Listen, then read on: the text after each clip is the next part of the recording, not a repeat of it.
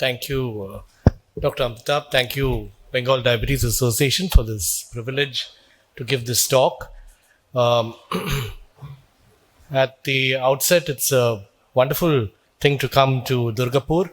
I have passed through on a train once on my way to Jamshedpur, but this is my first time I've actually alighted over here, and I'm certain that I might perhaps make further visits over here. So I'll start with a little bit of history. This is at the turn of the last century in 1900, wherein life in Travancore state, which is now part of Kerala, wasn't very easy. About 12 million Indians died of plague, and in Travancore and the Madras presidency, which was largely afflicted. So that is the map of Travancore, which ultimately became part of Kerala. And at that time, fortunately, there were two very emancipated rulers. One was the Diwan and the other one was the king, who decided at that time it would be important to send doctors and engineers to travel across India for training.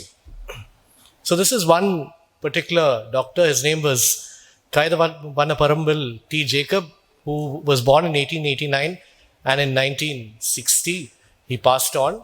He studied at the Calcutta Medical College from 1910 to 1915, and he graduated and subsequently joined government service in Ceylon. He had 17 grandchildren, and there's a photograph of one of the obscure grandchildren at the bottom over there. So that's my grandfather, who probably spoke better Bengali than I ever will. Thank you.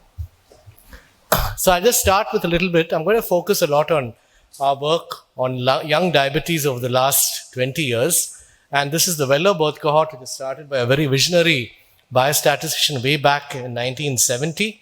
It's the oldest living birth cohort in India. And a lot of work has been done on it, particularly in connection with low birth weight and the metabolic syndrome. And this is some of the initial work which we had done over the last decade, looking at glucose levels in association with a leaner body mass. But if the muscle mass is good and the percentage body fat is really low, the glucose levels and the postprandial glucose levels actually tend to be good. So provided fat mass is low and the muscle mass is good, glycemic trends are actually quite good. There's a lot of incidence data available from the Vellore birth cohort, and it's true incidence data. This is showing the prevalence of diabetes in Vellore at the age of 44 years. And you can see over there that the prevalence of diabetes between the rural groups and the urban groups is almost equalizing and is nearly the same. Previously, we were doing some coordinated work in genetics about a couple of decades back with Karolinska and with the Institute at Oxford. And we have looked at single nucleotide polymorphisms and their impact on diabetes. And a particular polymorphism, the ADCY polymorphism, has an association with impaired glucose tolerance. But this in the Indian group does not actually have an influence. So it's very important to understand our single nucleotide polymorphisms and the genes, and the impact may not be the same in the Indian population as to the Western population. We also looked at the FTO single nucleotide polymorphism, which has a very similar impact as the European one, increases waist circumference and increases the trend towards obesity and hyperglycemia.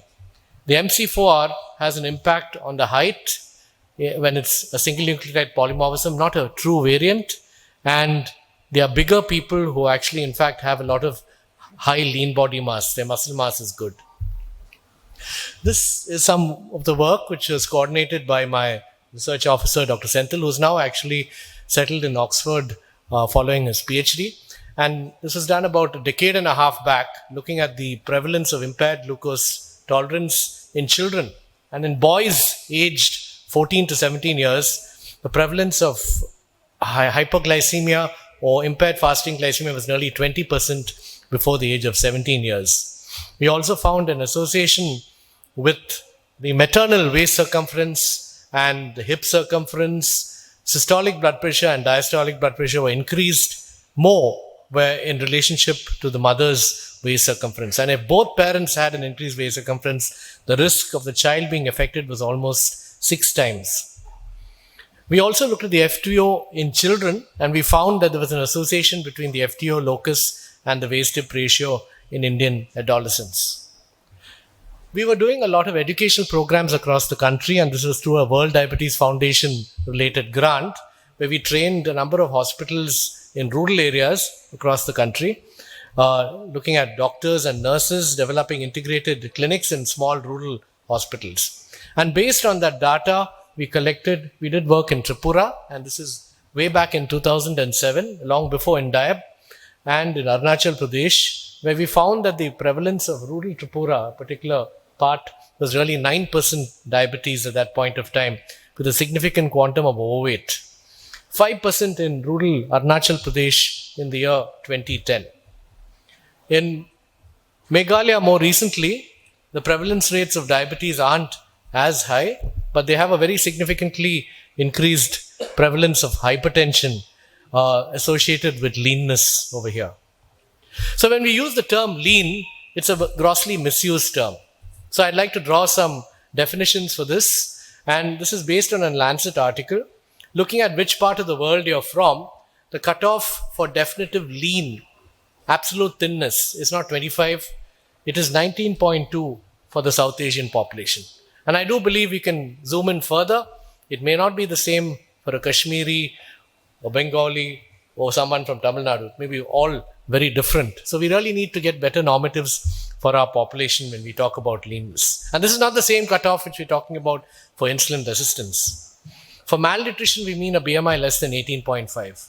So we looked at the prevalence of lean diabetes in our rural population in Tamil Nadu, close to low, 0.6% in the rural area and about 0.3% in the urban area. And this is talking about extreme BMIs less than 19 kg per meter squared. So when you have a lean person with diabetes, besides diabetes, type 1 diabetes, and slowly evolving immune-mediated diabetes, we have several other conditions which should be considered. And I've given them a different color because the ones in green, I would say, are fairly common. Lipodystrophy is actually quite rare. Wolfram syndrome is, well, it's not as rare as lipodystrophy and it should be looked for, but probably less common than the others. And then finally, this condition which is called type 5 diabetes, which I will cover in greater detail. So how does one investigate a young person who has diabetes? There's nothing like a good history, a very good pedigree chart, which I'll give you a few examples, good physical examination, checking a fasting C-peptide level, and of course, if possible, doing a meal challenge to look at the postprandial levels, and the GAD antibodies, and an ultrasound of the abdomen. So those are the absolute mandated tests which should be done.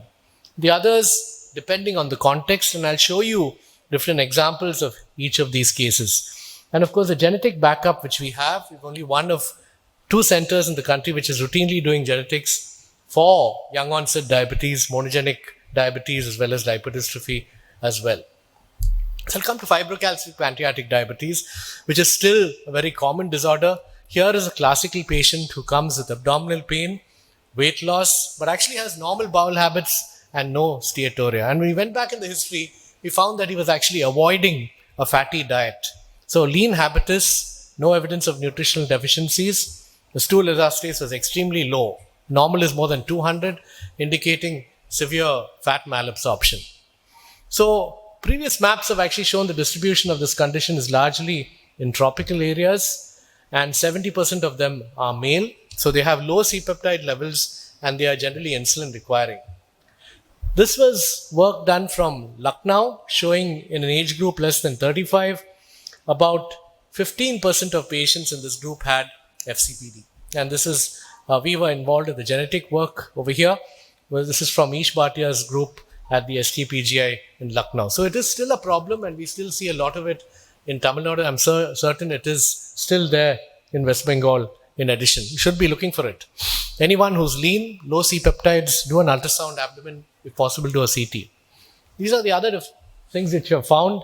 They have a very high prevalence of autonomic dysfunction, which can exacerbate the diarrhea and the weight reduction. They have micronutrient deficiencies in addition. And of course, be careful because stool elastase levels can be low in patients who have had type 2 diabetes for more than 10 years with autonomic dysfunction. So that is something which we know, but of course the ultrasound or the imaging will actually prove or disprove FCPD.